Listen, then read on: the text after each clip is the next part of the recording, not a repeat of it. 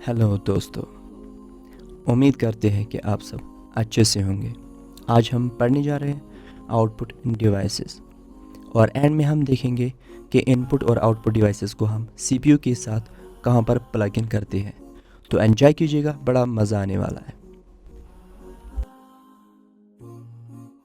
तो हम शुरू करने से पहले मेरे व्यूवर्स को एक टिप देना चाहता हूं, वो ये कि मैं जानता हूं आप सबका टाइम बहुत ज़्यादा कीमती होता है, इसलिए ये वाला कोना जो आपका राइट साइड में है वहाँ पर 3 डॉट होते हैं, उसमें आप क्लिक करके वहाँ पे मेरे इस वीडियो की स्पीड को इनक्रीज़ कर सकते हैं।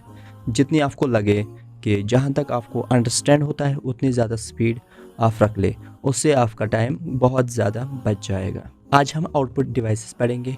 जैसे कि हमने इससे पहले पढ़ा था कि हम कंप्यूटर को इनपुट दे देते हैं और वो इनपुट को प्रोसेस करता है, उसके बाद हमें आउटपुट मिल जाता है। इनपुट डिवाइसेस को हम पढ़ चुके हैं, प्रोसेसिंग डिवाइस एक ही है तो उसको अभी हमने नहीं पढ़ा। आउटपुट डिवाइसेस को हम आज पढ़ेंगे। आउटपुट डिवाइसेस में हम पहले से कहते आए हुए हैं कि जो कंप्यूटर बनता है वो 4 या 5 चीज़ों से बनता है, जिसमें सबसे पहला मेन चीज़ जो है जिसको हम सिस्टम यूनिट कहते हैं, एसयू, जिसके अंदर प्रोसेसिंग होती है। अब इसके 4 इंपॉर्टेंट चीज़ें हैं जिनकी मदद से ये पूरा हर कोई काम कर सकता है। पहले हमें इसमें इनपुट देना होता है तो उसके लिए हम कीबोर्ड यूज़ करते हैं और माउस यूज़ करते हैं। आउटपुट लेने के लिए हमें 2 चीज़ें और ज़रूरत दरकार आती है, एक हमारा मॉनिटर है और दूसरा हमारा स्पीकर है। यही 4 चीज़ें कंप्यूटर बनाती है, including this system unit. Output devices वो सारी डिवाइसेस है जो हमें रिजल्ट दिखाती है in the form of soft copy, या तो सॉफ्ट कॉपी में दिखाएंगे या हमें प्रिंट आउट्स में दिखा देंगे, जो हम अभी ये सारी चीज़ें देखने वाले हैं। मॉनिटर पहला आउटपुट डिवाइस है, बहुत ज़्यादा इंपॉर्टेंट आउटपुट डिवाइस है और इस मॉनिटर के बारे में बहुत सारे सवालात पूछे जाते हैं। तो पहले हम देखेंगे कि मॉनिटर का दूसरा नाम, जिस नाम से ये जाना जाता है, वो है VDU। इनको सही से याद रखें क्योंकि ये एब्रीवेशंस में भी आते हैं। What does VDU stands for, तो उसके लिए है विजुअल डिस्प्ले यूनिट। ये दूसरा नाम है मॉनिटर का और एग्ज़ाम में मॉनिटर ज़्यादा नहीं लिखा जाता है बल्कि इंस्टेड VDU लिखा जाता है। इसका क्या मतलब होता है, यानी कि जो हमें विजुअली, जैसे मैंने कहा सॉफ्ट कॉपी दिखाता है हमें आउटपुट डिवाइसेस, तो वो है विजुअल, जो विजुअली हमें डिस्प्ले करता है। जो यूनिट हमें विजुअली डिस्प्ले करता है, वर्चुअली डिस्प्ले हमें करता है, उस यूनिट को हम VDU कहते हैं, तो वो मॉनिटर है। दूसरा, इट डिस्प्लेज रिजल्ट, जैसे कि हमने बताया जितने भी सारे आउटपुट हैं वो पहले हमें मॉनिटर पे देखते हैं, उसके बाद हम उनका या तो प्रिंट आउट निकालते हैं या उनकी साउंड वगैरह सुनते रहते हैं। तीसरा पॉइंट इस मॉनिटर के बारे में, कंप्यूटर के स्क्रीन पे जितने भी पिक्चर्स होते हैं वो पिक्सल्स की बनी हुई होती है। पिक्सल्स को यहाँ पे हम सही से जानेंगे। अब कंप्यूटर्स जो 2 टाइप के होते हैं, एक मोनोक्रोम और दूसरा कलर्ड, हम उनको पहले देख लेते हैं। ये है हमारा मोनोक्रोम वाला मॉनिटर डिस्प्ले। मोनो का मतलब सिंगल, यानी कि ये एक सिंगल कलर हमें दे देता है।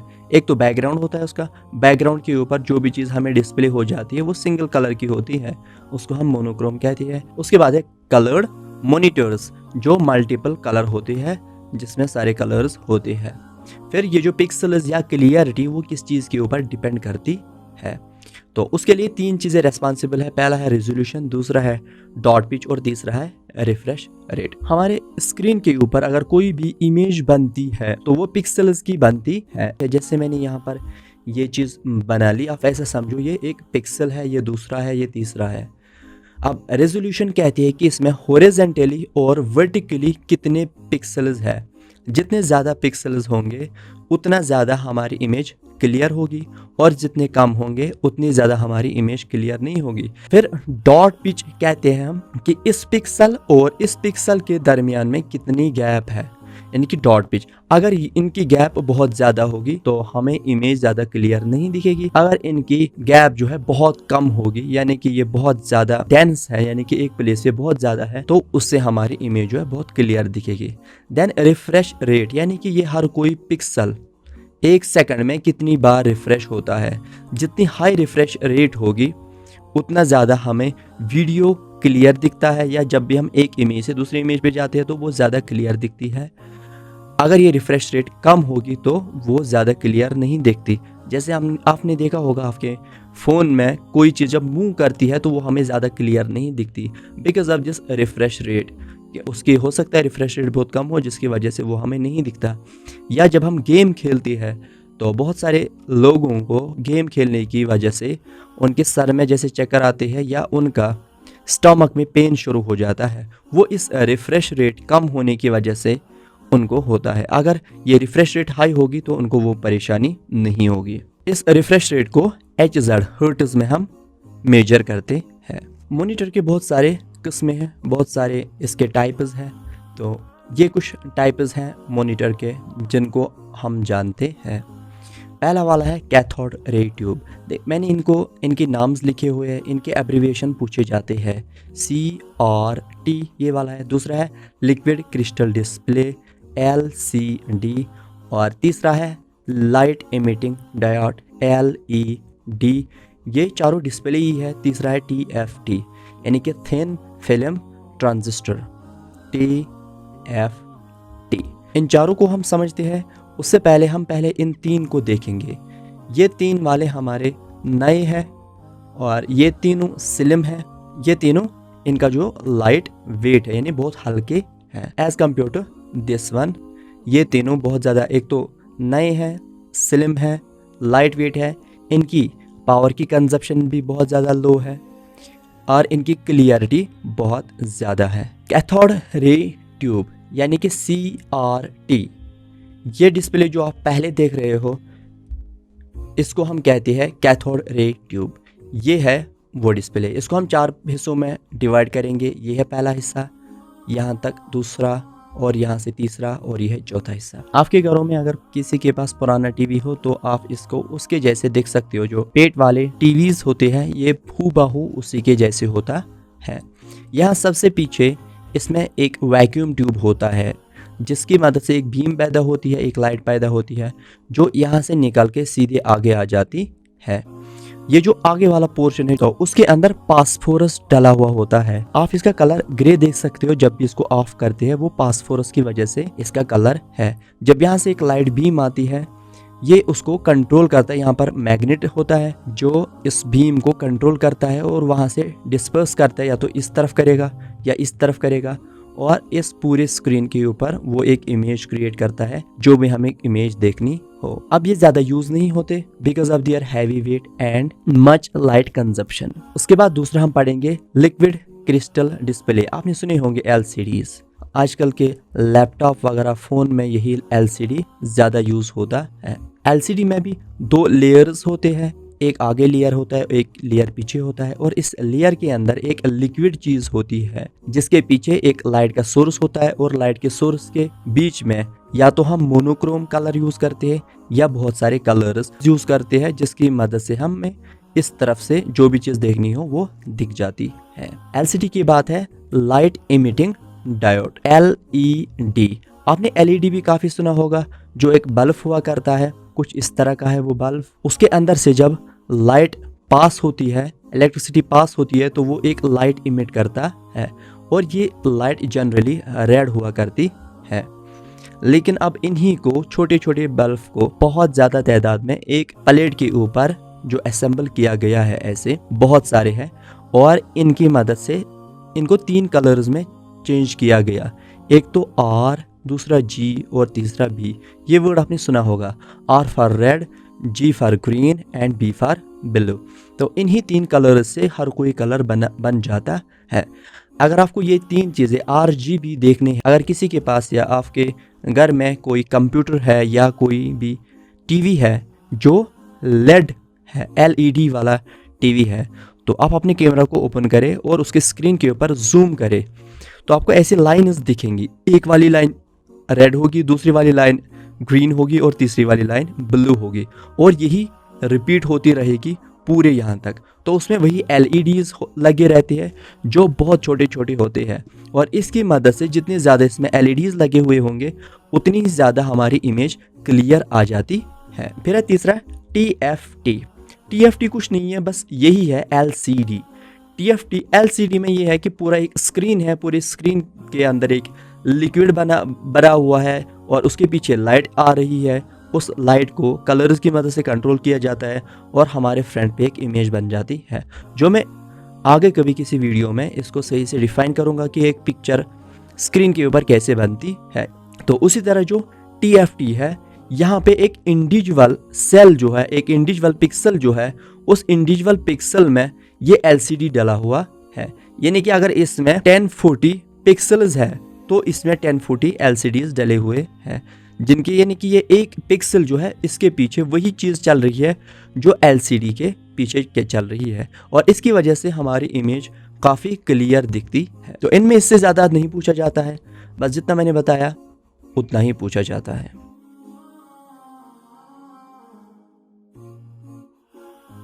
दूसरी इंपॉर्टेंट चीज़ जो है वो स्पीकर्स है, लेकिन हम पहले प्रिंटर्स को समझेंगे, क्योंकि प्रिंटर्स की भी बहुत सारे टाइप्स हैं। प्रिंटर वो आउटपुट डिवाइस है जो किसी भी सॉफ्ट कॉपी को, जैसे हमने इससे पहले भी कहा कि कंप्यूटर का स्क्रीन जो भी हमें दिखाता है उसको हम सॉफ्ट कॉपी कहते हैं, और जब हम इसी सॉफ्ट कॉपी को प्रिंट आउट करना चाहते हैं तो हम इस प्रिंटर की मदद से इसको हार्ड कॉपी में चेंज कर सकते हैं। यानी कि printer is that device which is attached to the computer and can give us a hard copy of the soft copy, और it can give us a print out on the paper. जो भी हमारे screen के ऊपर है उसको paper के ऊपर हमें ये प्रिंट आउट दे देता है, जिसको हम हार्ड कॉपी कहते हैं। ये चीज़ पूछी जाती है कि प्रिंट आउट हार्ड कॉपी है या सॉफ्ट कॉपी, स्क्रीन के ऊपर जो भी चीज़ बनी हुई है वो हार्ड कॉपी है या सॉफ्ट कॉपी, या हार्ड कॉपी और सॉफ्ट कॉपी में क्या डिफरेंस है।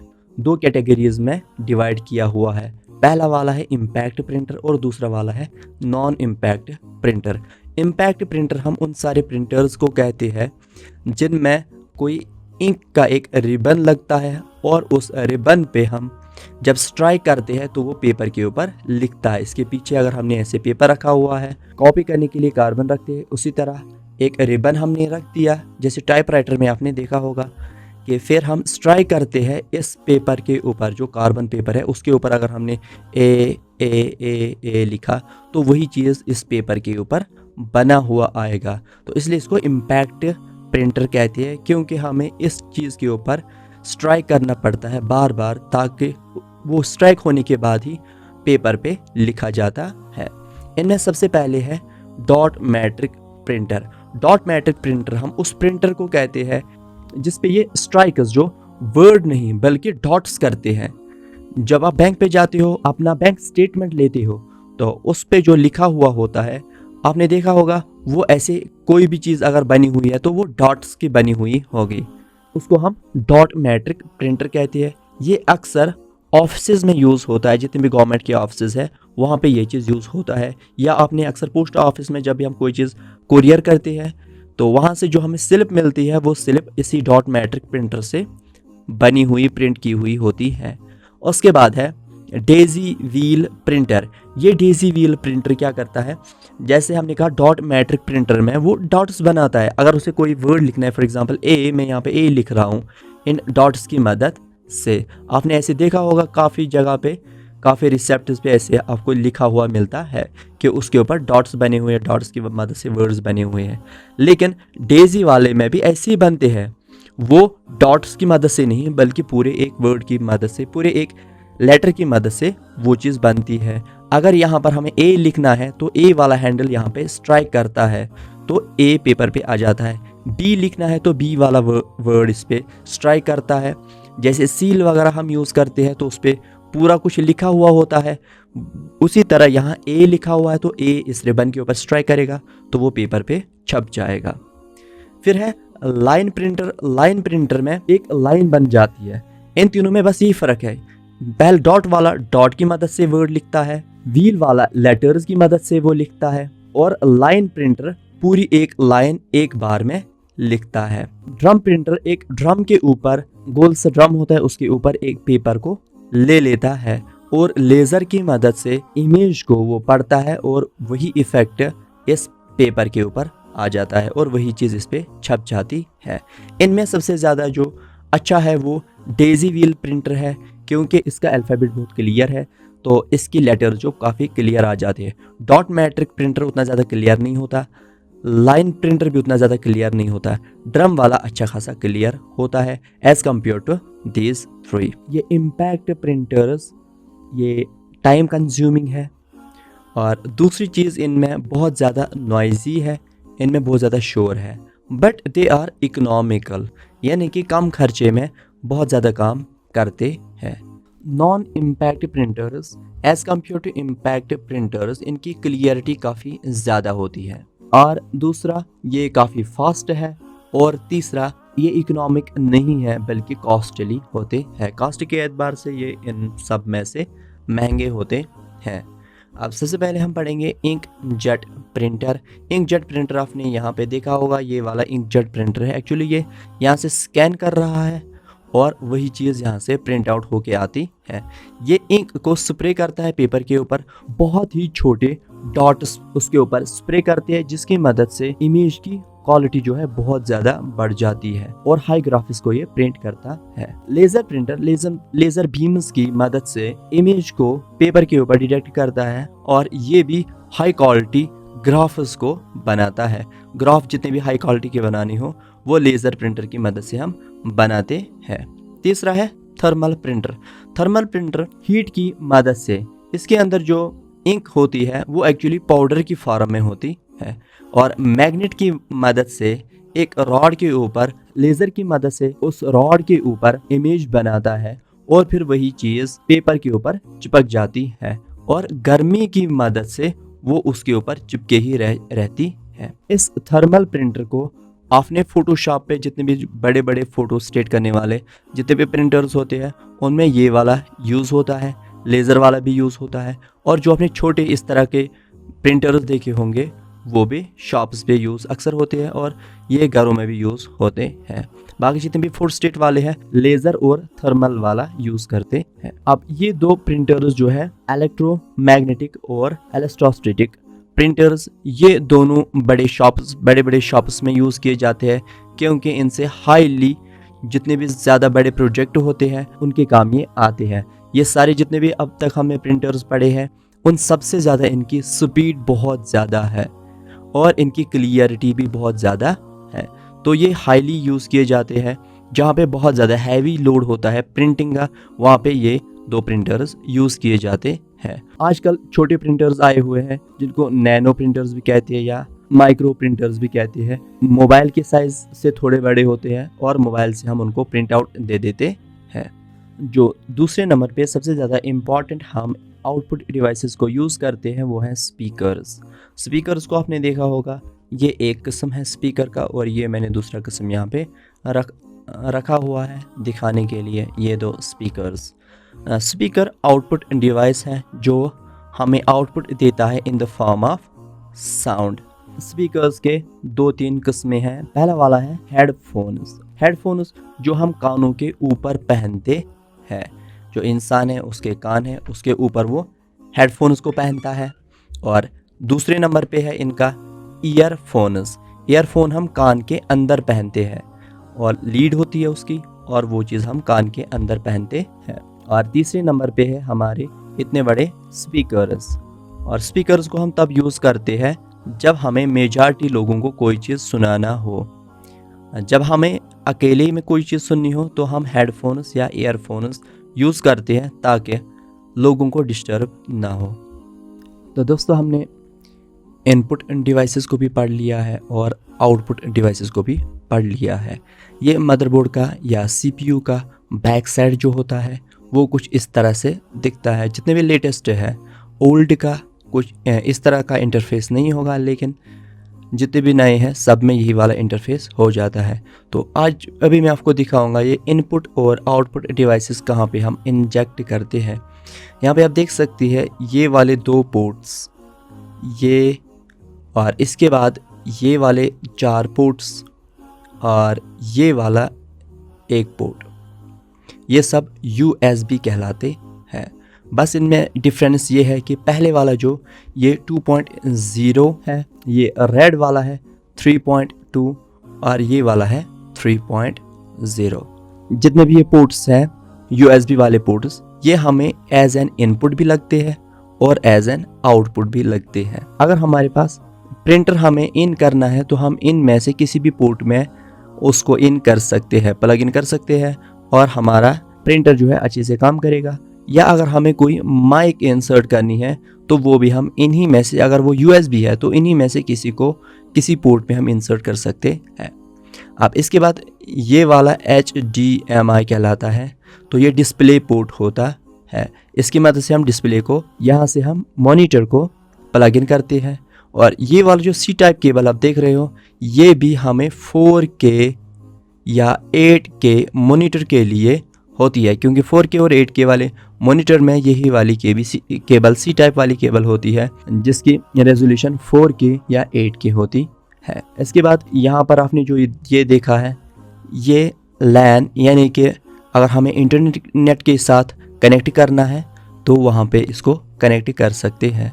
ये सबसे नीचे जो हमें ये गोल गोल दिख रहे हैं, ये माइक के लिए है और स्पीकर्स के लिए है, यानी कि साउंड के लिए, इन और आउट। इसमें लिखा हुआ होता है लाइन इन और लाइन आउट। सबसे ऊपर ये रहा, इस वाले पोर्ट में हम माउस या कीबोर्ड को इंसर्ट करते हैं, लेकिन आजकल ये वाला पोर्ट हमें माउस में नहीं मिलता, इंस्टेड हमें USB वाला पोर्ट मिलता है। इन्होंने यहाँ पे रिजर्व रखा हुआ है, मे बी किसी के पास ओल्ड वाला हो। तो उम्मीद करते हैं आपको ये मेरा वीडियो काफ़ी इन्फॉर्मेटिव लगा हुआ हो। इस वीडियो को लाइक ज़रूर कीजिएगा, कोई सवाल वगैरह है तो कमेंट्स में हमें बता दीजिएगा, और चैनल को तो सब्सक्राइब करना बिल्कुल ना भूलें।